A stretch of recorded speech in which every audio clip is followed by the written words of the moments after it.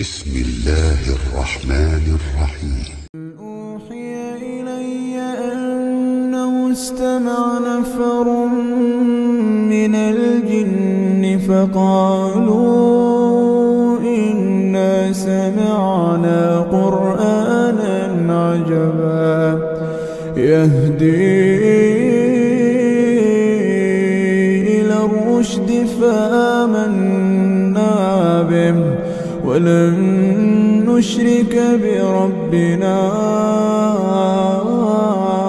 أحدا وأنه تعالى جد ربنا ما اتخذ صاحبة ولا ولدا وأنه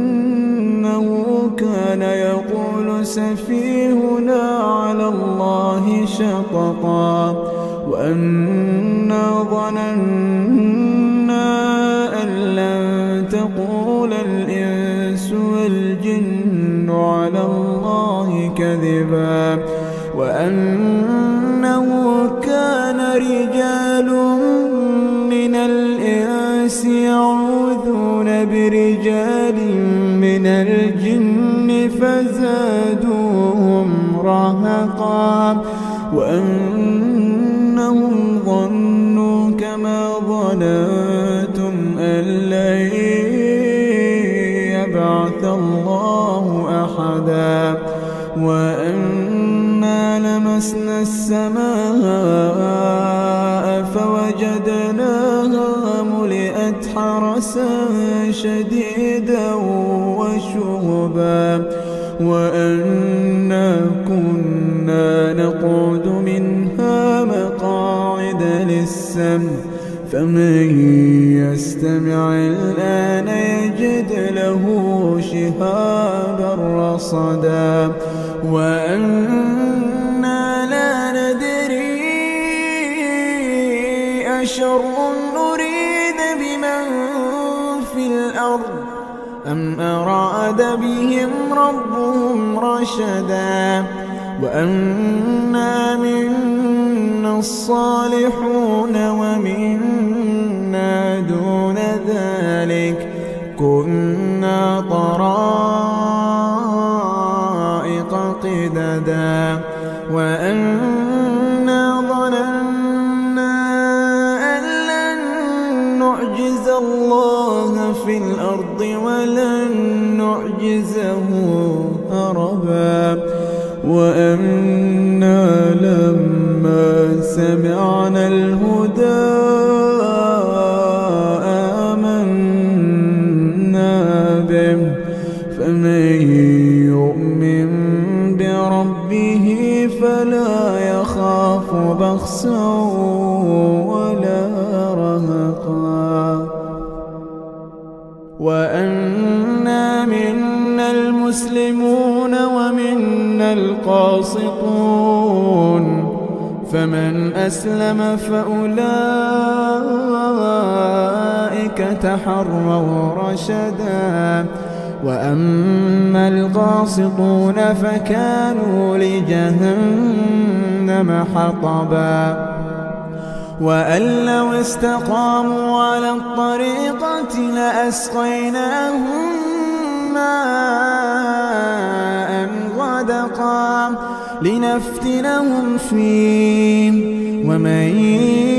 يعرض عن ذكر ربه يسلكه عذابا صعدا وأن المساجد لله فلا تدعوا مع الله أحدا وأنه لما قام عبد الله يدعوه كادوا يكونون عليه لبدا قل إنما أدعو ربي ولا أشرك به قل إني لا أملك لكم ضرا ولا رشدا قل إني لن يجيرني من الله أحد ولن أجد من إلا بلاغا من الله ورسالاته ومن يعص الله ورسوله فإن له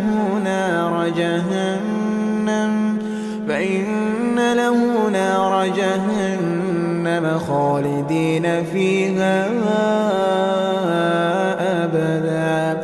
حتى إذا رأوا ما يوعدون فسيعلمون من أضعف ناصرا وأقل عددا قل إن أدري أقريب ما توعدون أم يجعل له ربي أمدا عالم الغيب فلا يظهر على غيبه أحدا إلا من ارتضى من رسول فإنه يسلك من بين يديه ومن خلفه رصدا ليعلم أن قد أبلغوا رسالات ربهم وأحاط بما لديهم وأحصى كل شيء عددا.